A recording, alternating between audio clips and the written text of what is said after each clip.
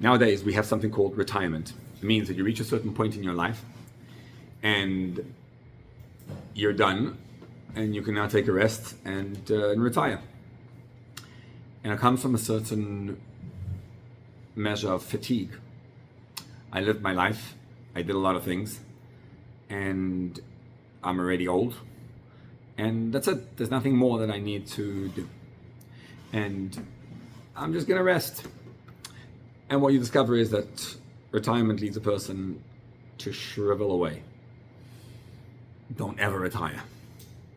Keep on working for the rest of your life. I think it's the opposite. Actually, it should create more of an urgency in that there's more to do. More to do. Hashem gives us the moment. What we want to learn is how to seize the moment and how to use every single second Hashem gave us to its utmost. And the conversation today is about how to do so. What do I need to do to motivate myself in every single moment to live not for the next moment, but for the present, for the now. And to say this moment is precious and is never ever coming back. Because once you do that, it empowers you to accomplish, to feel good about yourself. It's a game changer. Hashem wants us to emulate Him. And when we understand how Hashem operates, it gives us the power to operate ourselves. So we're now in this period of time, post Tishrei, Yamim Tovim, still Tishrei, but we've been in this period of time. Somebody told me today, he said he counted how many meals did he have over the course of Tishrei that had to have challah, bread in them, and what it did for the diet. And, it was a lot of meals. And a lot of Tuesday, Wednesday, Shabbos, Tuesday, Wednesday, Shabbos, Shabbos, Thursday, Tuesday, Wednesday, whatever, and somebody said yesterday was, the other day he said it was, tomorrow is Sunday. It's actually Sunday. Every day you're wondering, what day of the week is today? Before? Yeah. So now we're in this period of time whereby we go back to the monotonous and mundane life. Right after Tishrei, as soon as you finish, there's a parasha called Beraishis. Beraishis is a fascinating way to begin the year because we're not talking about a story of old, of 5,700 plus years ago. We're talking about the story of now. What's going on is Hashem is recreating the world every single second. Beraishis bara elikim es hashamayim v'haaretz. Hashem created the world and continues to create it every single moment. When Hashem creates the world, pay attention to what it says by the creation of the world. So the Torah tells us that Hashem created the world in 6 days. Day 1, He created light. Day 2, He separated the upper waters from the lower waters. Day 3, He sorted out the dry land, the continents. Day 4, the sun, the moon, etc. And He kept on going for 6 days of creation. When did Hashem complete the creation? When was creation complete? We talk about creation in 6 days, and the 7th day God rested. Torah tells us, on the 6th day, when Hashem made all the animals and man, Vayar Elikim es kol asher asa v'hinei toiv me'od. Hashem looked and saw everything He had done, and He says, Tov me'od, good job. And then He went on to Shabbos. Shabbos is the day of rest. So when did Hashem complete creation? The answer is in 6 days. On the 6th day, everything was complete. That would imply that when He went into Shabbos, it was all done. If you're shopping for Shabbos and you're getting things ready for Shabbos, you know that on Shabbos we don't work. So the cholent has to be ready before Shabbos. If the cholent was not completed before Shabbos, if you worked on before Shabbos, you get to eat on Shabbos. If it was not completed on Erev Shabbos, you don't have food for Shabbos. So we know food must be completed before the onset of Shabbos, and so God completed creation before Shabbos. But then we enter Shabbos and we make Kiddush. And what do we say? Yom HaShishi v'yichulu hashamayim v'haaretz. Yom HaShishi is the end of the 6th day. Then chulu hashamayim v'haaretz v'chol tzvam. Everything was complete. Vayichal Elokim bayoyim hashvi'i melachtoi asher asa. See those words? Pay attention. And Hashem finished on the 7th day, melachto yasher asa, the work that he had done. And you wonder, 1 second, you told me a few psukim earlier that he finished on the 6th day. So did he finish on the 6th day or the 7th day? The 7th day or the 6th day? Which one is it? Did Hashem, you don't work on Shabbos? Rashi is bothered by this very question. When did Hashem complete the work? Follow? It says, on the 6th day he finished it, but then it says, no, on the 7th day, says Rashi. Rabbi Shimon Omer. Rabbi Shimon says, this is the distinction between man and God. Basar v'dam, flesh and blood, a human being, she'ino yodea ita v'rgov, doesn't know the difference, doesn't know how to time things, he doesn't know his periods and his moments.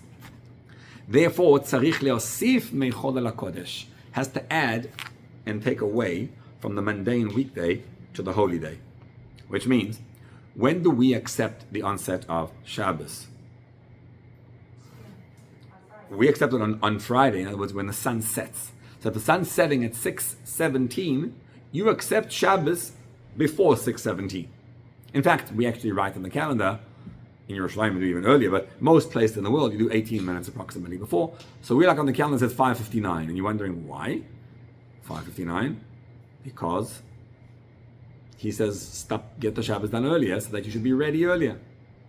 And I was reminded when I was a bocher and I was traveling and we went into this this moshav, Ein Le'ala, I think it was called, I don't remember, somewhere up in the north. We arrived, we were two bochrim, obviously we arrived, there was a main road, and the bus stops on the main road, and we were young bochrim, so we arrived, when Shabbos was Shabbos, we planned to arrive. Shabbos was 6:30, so we arrived 6:30. Why else? What else would you do, right? So we traveled like a 2.5 hour bus ride to get there at 6:30, and we got there on time. But now we then realized you have to get from the main road to the Chabad house. It was a very leftist moshav. We had to go there through a 1 mile road, so we weren't going to walk. So we stood up there and hitchhiked. So the guy stops for us right away, and he looks and he says, he looks at these two religious guys. He says, "Isn't it Shabbos already?" And we said to him, "No, the Shabbos comes in by the sunset." He says, "No, I saw on the calendar it said that 6:30 is Shabbos." So I saw in the newspaper what it said. It's now 6:32. We were like, "No, you have till 6:48. You give 18 minutes extra." So he said, "Oh, okay, fine." We get, 3 minutes later, we arrive there. He says, "Let me drop you off over here, a little bit further away, so the rabbi doesn't see we're driving on Shabbos." You didn't believe a word we said. That's when we saw the issue with us. But we do accept Shabbos a little bit earlier. Why do we take Shabbos earlier? Because we're concerned that you might come to desecrate Shabbos before. There's also another concern. We don't know when Shabbos actually comes in, which means we have a whole twilight zone, which the Mishnah Perek Avos discusses about Shabbos also, about the 6 days of creation. All the things were created in the twilight zone. That's a separate conversation. But basically, you have a twilight zone, so we accept Shabbos by Shkia. So we're not sure what day it is. So between sunset and when the stars come out, we're keeping Shabbos. If a baby's born in that time, a boy, when would the bris be? You would not make the bris the next Shabbos because you don't know. Should it be Friday? Should it be Shabbos? You actually make it on Sunday as a result. That's the twilight zone. So we don't have the exact moment of Shabbos, but Hashem, by virtue of being Almighty, He knows the exact second when Shabbos comes in. Yoidea itov uregov. He knows exactly when to calculate Shabbos. So what does Hashem do? Essentially, He worked all the way until Shabbos comes in. And therefore, Rashi says, God understands the moments and the times. Therefore, what does He do? He entered into Shabbos like a hair's breadth. If I'm reading this Rashi, as I always read it for many, many years, here's how I read it. Did Hashem work on Shabbos? Of course not. So what's Rashi saying? He worked until the last second of Shabbos. So He did actually work on Shabbos. What He did was, He looked like He's working on Shabbos. Rashi continues, V'nir ke'ilu kolo. It looked like he finished on that day. Did he actually finish on Shabbos? No. But it certainly seemed that way. If you didn't, because you don't have a clock, so you don't understand. So a similar thing was when Moshe tells Pari, he says, I'm going to make the Makas B'cheres, the Samani of the firstborn, when's it going to be? In the middle of the night. So Hashem said, B'chatzi alayla, midnight. When Moshe relays it to Pari, he says, Ka, chatzot alayla, around midnight. Why? Because Hashem tells you the exact millisecond when is midnight. But Pari was, that wasn't the exact millisecond, you got it wrong. So Hashem knows how to calculate things in an exact way. Here's the problem. The problem is that in the pasuk it says, Vayichal Elokim ba yom hashvi. Now what's Rashi learning? Rashi's learning that he actually did not work on Shabbos. It only seemed as if he was working on Shabbos. But did God work on Shabbos? The answer is no.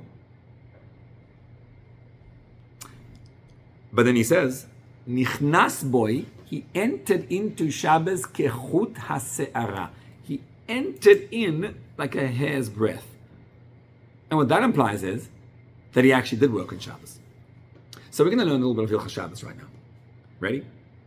Some halacha about Rashi. In Hilchas Shabbos, there's 39 melachas, 39 forms of work that you're not allowed to perform. One of those is makeh bepatish. Makeh bepatish means hitting with a hammer. What that means is, what's forbidden on Shabbos is to complete work, to finish, boom, the last second of what needs to be done, that completion of the work, that's boom. That's forbidden on Shabbos. Okay? Now, that means if sometimes I'm doing something and trying to think of an example, but I'm finishing the work, so all I did was, someone did the work and I just, boom, I finished something in it, right? I completed a last little thing that needed to be done. So if you completed that last task, that's makeh b'patish. Yeah? Makeh b'patish is technically only a problem if you did the work, if the actual work was completed, the whole object was done on Shabbos itself. If you complete the work on Friday, you did everything before, and you're actually in the middle of it, it's a whole complex conversation, but let's say you're in the middle of it, and all you're doing is the last little detail of it, that would actually be permitted on Shabbos. What we're going to see is that what Hashem did was, he worked on Shabbos. Now, we have to be careful about that, because how do we know Shabbos, right? Ki sheishis yomim asa Hashem as Hashemayim esaretz. God worked in 6 days. Uvayim hashvi Shabbos v'yinash. On the 7th day, he rested. So, that's true. We're going to see a chidush, an innovation that's not in any of the other commentaries. This is a talk of the Lubavitcher Rebbe in 1967. And what he explains is a beautiful, beautiful chidush. He says, God did something which is not possible for human beings to do. And we'll explain the details in a moment. He entered Shabbos, he completed the work, he finished 6 days of work, he finished everything before Shabbos with one little caveat.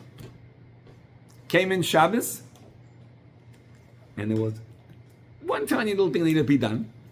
It was weensy, tiny little small, but he did that work on Shabbos itself.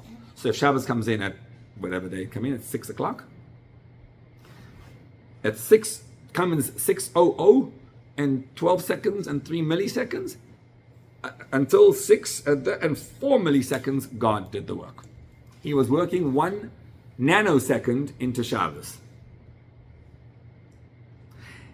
And why is he doing that? Because if all the work was completed before Shabbos and it's just a nanosecond of Shabbos, you're actually allowed to work on Shabbos.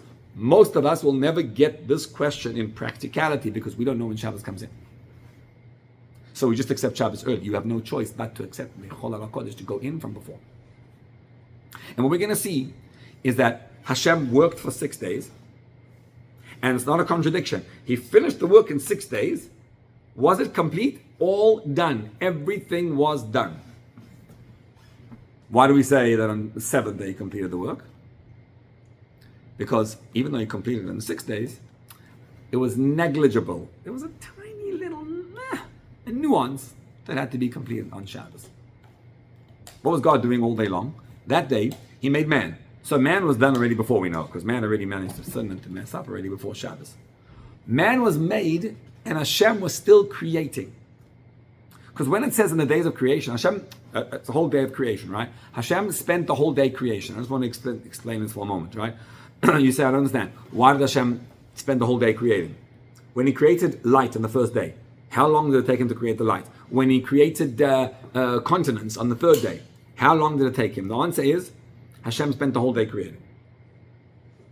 Because it says, Ba Yom. So every time it's Ba Yom, he was working the whole day. Why does he work a whole day?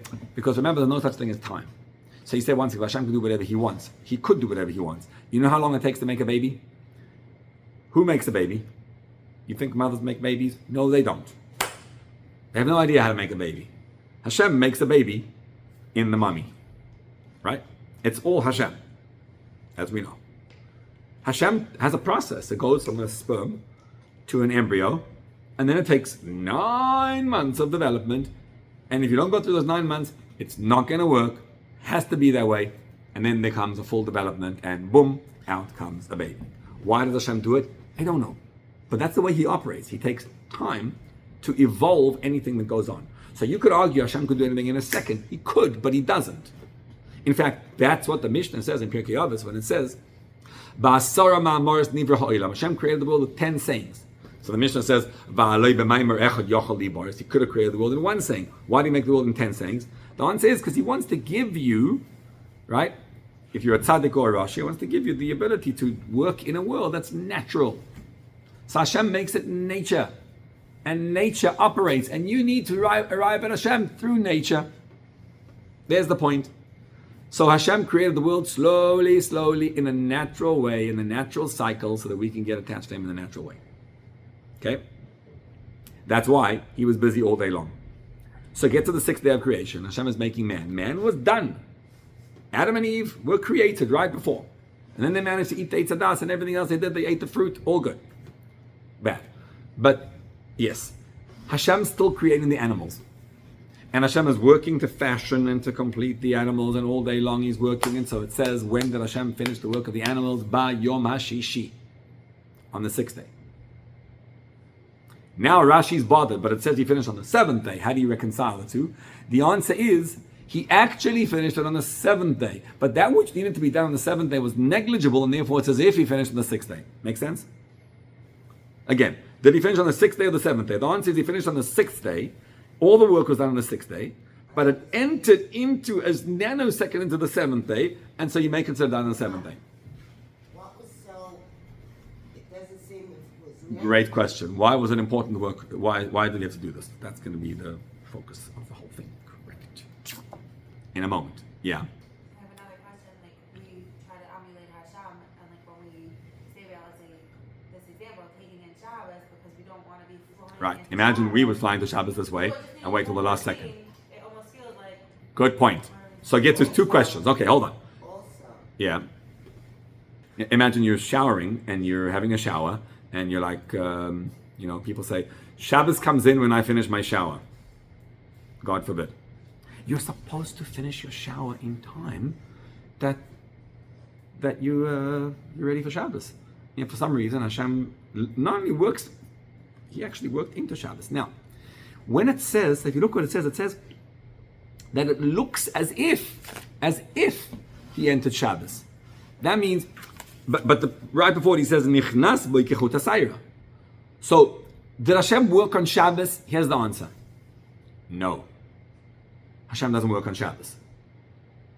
But it certainly looked as if he worked on Shabbos, because he did. So here's how we reconcile all this.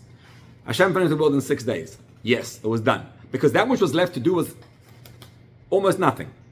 That he did on Shabbos, right? But that's not considered working on Shabbos. Why? Because halachically, if you did all the work before, and all you're doing is a nano split little thing of something, that's not considered working on Shabbos. Therefore, you didn't work on Shabbos. It's as if you worked on Shabbos, though it looks like it. So all the things are reconciled. He finished the work in 6 days because it was done.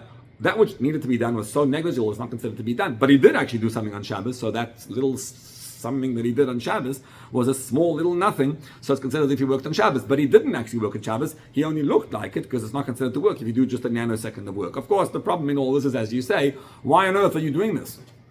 And this is the question, why can't you just finish normal? In fact, give yourself extra. I would finish early. Give yourself extra time before Shabbos. Why would you wait till the last second? Now let's establish, when does Shabbos come in? Because Rashi says an interesting way, Yedeya itov uregov. Now, rega is a moment. Ace is a period of time. So man doesn't know the exact second, that's true. But he does know the period of time. You know when Shabbos approximately is coming in. Why is Rashi quoting itov uregov? Here's why. There was a holy, a very holy Jew. His name was Rabbi Isaac of Hamel. Now, he wrote a lot of works in himself. He's a very famous personality, Hasidic personality. He was a Chassid of the Baal Tanya and then of the son of Mitzvah Rebbe. After the Mitzvah Rebbe passed away, he was looking where to go. And actually, he went for a short time to the Ruzhina, Rabbi Yisrael of Ruzhin. And he became a Chassid of the Ruzhina for a short time, and then he moved back to the Tzemach Tzedek. So, when he became a Chassid for that time, he described the scene. This is what made him want to become a Chassid of the Holy Ruzhina. The Heilige Ruzhina did the following. It was Friday afternoon, and he said, I was in the room, me and the Ruzhina were there, and I don't know if anyone else was there, but I saw the Ruzhina. He said, I watched him, I saw his face, and literally, Shabbos comes in, so he was smoking a pipe. It's not PC today, but he had a tobacco pipe. He was smoking. He took the pipe out of his mouth, put it down because it was Shabbos, and he says his face completely, totally, and utterly changed and transformed. He says, to the extent that if I was not present in the room and saw that it was the same man who was there before, I literally would not know that it's the same person. Because there was a total transformation of an individual. That's how the Ruzhin accepted Shabbos. Now it's interesting, we spoke about this recently when we talked about shofar, that in Tehillim it says, Tiku b'chodesh shofar. When should you blow the shofar? B'chodesh. So you wonder like, okay, when? B'chodesh. What's b'chodesh? Rosh Chodesh. And what does that mean? Well, Rosh Chodesh, which Yom Tov happens to fall out on Rosh Chodesh. It's not Cheshvan, it's not Kislev, it's not Tev, it's not, which one? Must be Tishrei. Therefore must be Rosh Hashanah. Instead of making me go beat around the bush, why don't you tell me, blow shofar on Rosh Hashanah? Why don't you say that? The answer is very simple. You're insinuating that I should say that I should blow shofar on a day of the calendar? Because the calendar, check off calendar, check. Aleph Tishrei, go blow shofar. That's ridiculous. That's so menial. You blow shofar, b'chodesh. There's an experience. When you feel that there's a chidush, that's when you blow shofar. It's interesting, we were just scheduling, Baruch Hashem, a date for my daughter's wedding. So I'm making the date, and I'm realizing something fascinating. When you're creating a date for the wedding, because first we had one date, and then we were like, nah, it's too close. Made another date. So essentially what you're saying is that this day, I'm going to create experiences. So that makes sense. The experiences are going to happen because I'm not because of the day, because I'm making the experience. So why is Shabbos any different? Why is Shabbos a moment on the calendar? Why is Rosh Hashanah a moment on the calendar? David HaMelech said, Tiku b'chodesh shofar. When you feel that the world's being renewed, that's what happens Rosh Hashanah, it's a brand new world. When you sense that, go blow shofar. Me, I don't sense that. You have to explain that to me, because I'm a little bit detached from spirituality. I don't feel it automatically. So I have to be told that it's Shabbos. So the Ruzhina, Rosh Hashanah, the Ruzhina, when Shabbos came in, you felt the energy of Shabbos. Hashem does that. There's the Rega of Shabbos and there's the Ace of Shabbos. This experience of Shabbos. So Hashem walks into the reason why he knows exactly when Shabbos is coming in is because he's God, but also because it's an experience. Shabbos is an aura, an energy that penetrates the world. Boom! I feel Shabbos. So as soon as it happens, Rashi says, Yedea itav uregov. He knows exactly when it is. man who doesn't know Itav or Gov. I'm made of flesh and blood. I don't know. Therefore, I have to take Shabbos in early. Yeah, I just thought of something. There wasn't Shabbos until he created it, so why is it even considering that he's working on Shabbos? If he could have finished and then... What Hashem did was, he could have, correct. So what he did was, he allowed the experience of Shabbos to happen. That was the end of the 6th day, the experience of Shabbos. And as soon as it came in, he did one more nanosecond of work. That's what he did. Like he Created the Shabbos, and then moved an extra step into the Shabbos, and made that moment of Shabbos, and he worked on Shabbos. And that's why it says, Vayichal Elokim b'yom hashvi. Now mind you, Rashi has a second explanation. Because he doesn't like the first explanation for one reason. It says, Vayichal Elokim b'yom hashvi. B'yom hashvi implies that he was working, that he finished it on the 7th day. What does it mean on the 7th day? Every other day he worked the whole day. Over here you're suggesting, Vayichal Elokim b'yom hashvi, even though it says he finished the work on the 7th day, he didn't actually work on the 7th day, he just worked on the first nanosecond of the 7th day. Not the whole day. So every other day, day 1, 2, 3, 4, 5, 6, it means he worked the whole day.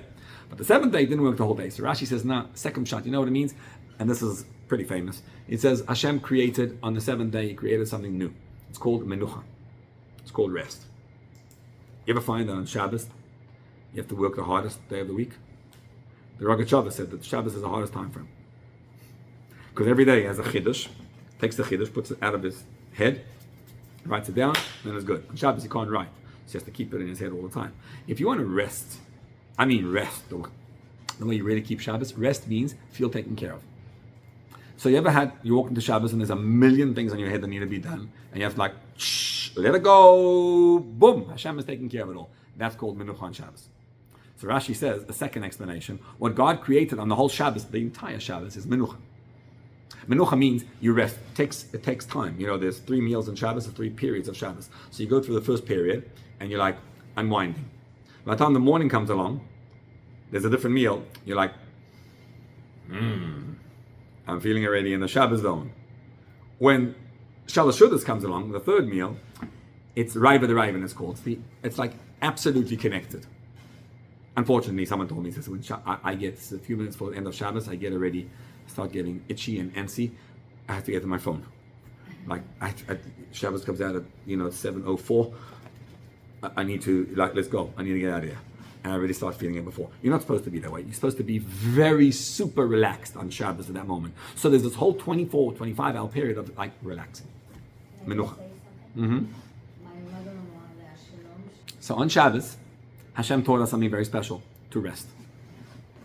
Now that works very well. According to that, Hashem finished in 6 days of creation. He finished, and he finished creation on day 6. What did he do on day 7? He created something called rest. Amazing. And that's why it's the whole day. But Rashi doesn't suffice with that. He goes back to the first one. The first explanation, which says that God worked into this nanosecond of time. Why? Because he's bothered by the fact that it says, it says Hashem finished the work. What's the work? The work means he was working on Shabbos. You're telling me, I get it. Resting is hard work, but it's not. It's still resting. It's very difficult to call resting working. I'm resting. It's hard to rest maybe, but it's resting. So therefore Rashi says, I'm going to go back to my first explanation. You know what Hashem was doing on Shabbos? Here's what he did. Again, the first explanation. He worked till the last second of Shabbos. Boom, boom, boom. Shabbos came in. He was done. And then what does he do? He accepted Shabbos 1 nanosecond into Shabbos. That's why it says, Nichnas b'gechut hasayra, he had 1 little hair's breadth to do. You know when you have a lot of hair on your head, you can see all the hair. But if you have 1 hair, do you notice 1 hair? 1 hair, what's 1 hair? It's nothing. So Hashem entered Shabbos, gechut hasayra, says Rashi. 1 hair's breadth. That's the nanosecond. 1 little thing. And this leads us to the big, big question of why? Why, Hashem, are you doing this? I don't get it. As you say. Like, seriously, you're God. You're supposed to be teaching us and giving us an example. So all those Jews you see rushing into Shabbos in the last second, actually, what are they doing? Emulating God. You're not supposed to be ready in time.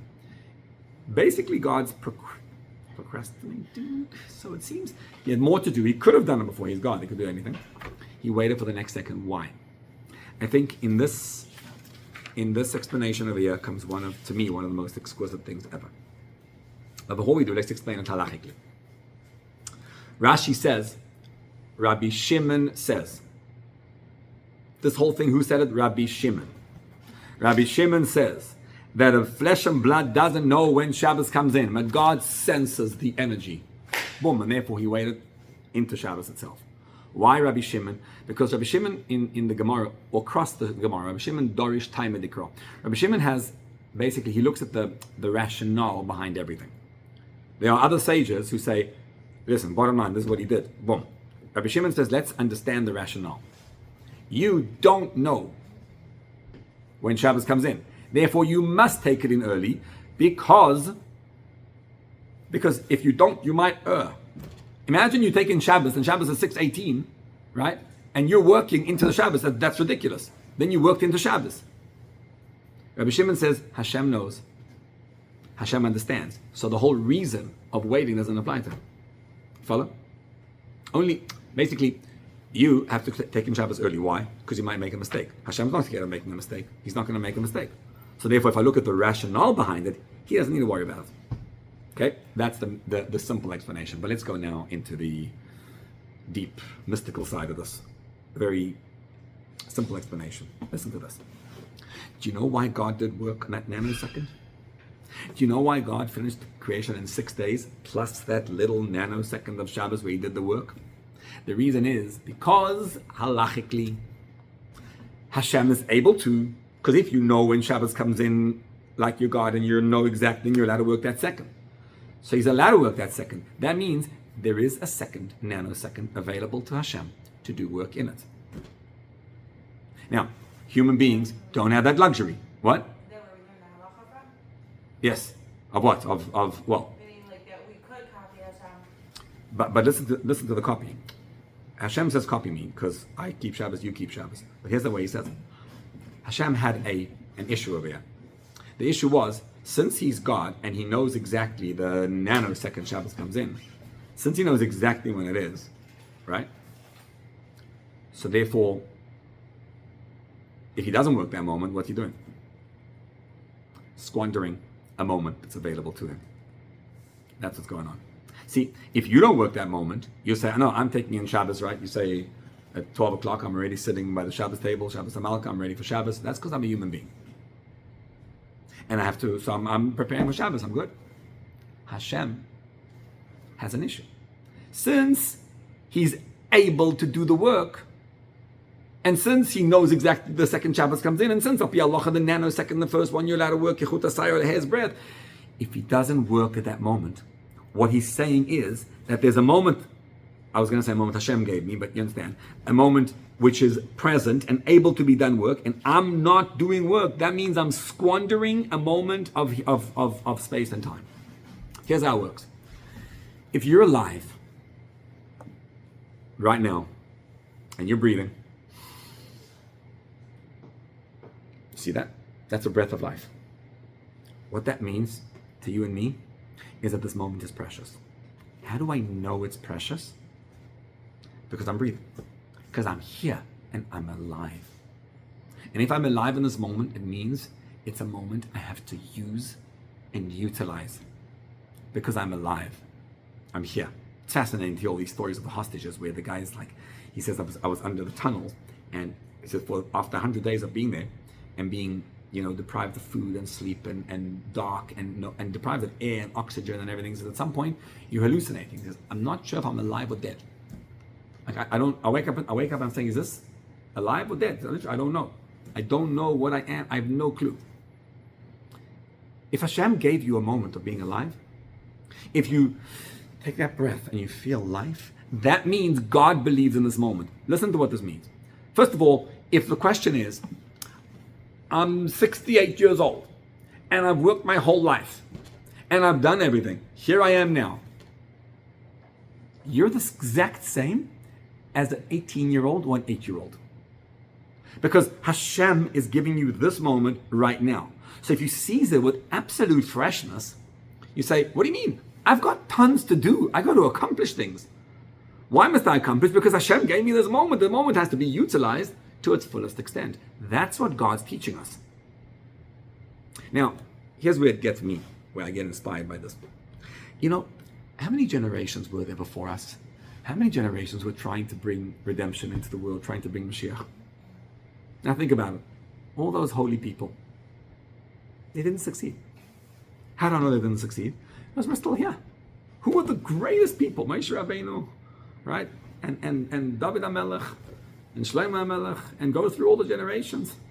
In the later generations, right? Look, the period before Mashiach, the Baal Shem Tov, the Baal Tanya, the Vilna Gaon, all these holy people of all tribes and everybody, they were very great, awesome people all the ages.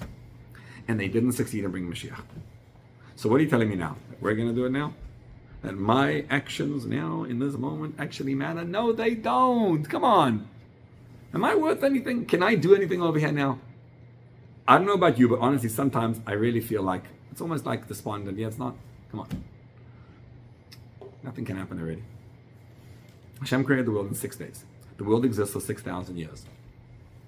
And then comes the last stretch, which is now.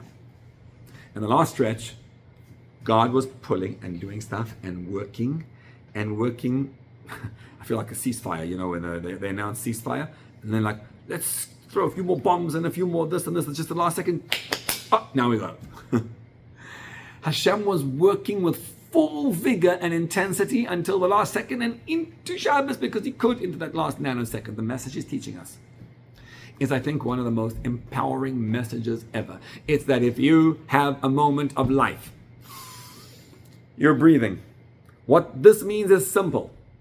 Hashem believes that the Noida Bihuda and the Maharal Prague and the Vilna Gaon and the Baal Shem Tov and the Alter Rebbe and everybody out there, what were they doing?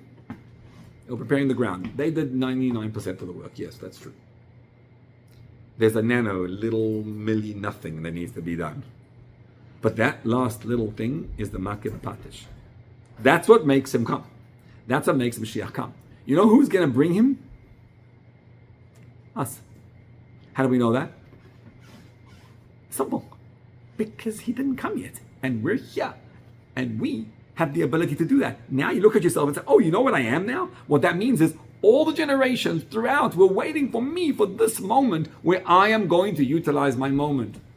So instead of me retreating and looking at myself and saying I'm a nothing, what's there to do? Another little nanosecond into Shabbos. That moment in Shabbos, boom, that's the greatest moment of history. And so the Torah tells us, Hashem finished on the seventh day. And that is when creation was completed. So who completed all the work? Yeah, all those holy, great people, they completed all the work. It was done. Like on the sixth day, it was finished. It's finished. So if all the work needs to be done, needs to be done. The work we need to do is minuscule. It's a little nothing. If you think about it, some of these great people, they created the Mishnah, the Gemara, the Nevi'im, the books, Svarim, holy things. They changed the world. What do I need to do? A little nothing. That's true. Pachim ketanim, exactly. But those pachim ketanim, those tiny little jugs, and little tiny things at the end. Hashem taught us over here, to me, one of the most empowering messages ever. The message is, if you have a moment, and it's there, and it's available to you halachically, again, we can't do it, right? Because we have to accept Shabbos early, because we don't know when Shabbos comes in. But if you're God, and you know when Shabbos comes in, you feel the experience, and you have that moment, Hashem uses that moment to its fullest extent. Message is simple. Life is precious. Every moment is precious. What's the most precious moment? The one you're breathing in, the second. Who's the most important person in the world, in history, throughout? So when history gets written, who will they talk about in history? I don't know. They'll talk about everybody else. But I have to do my work now, because I'm alive right now. And it's not about leaving a legacy or any of that. It's about me seizing this moment that God gave me and realizing how much power Hashem gave me in this moment. He gave me like an entire world that came before me. Everything about that. And he says, this is the moment, now's the time. Now look at yourself in that light. And instead of feeling small and nothing, you'll suddenly feel a surge of energy, of power, to realize Hashem believes in you. Once you get Hashem believes in you, now ask yourself, what can I do now? Never retire, never give up. It's always about this moment and what I can accomplish.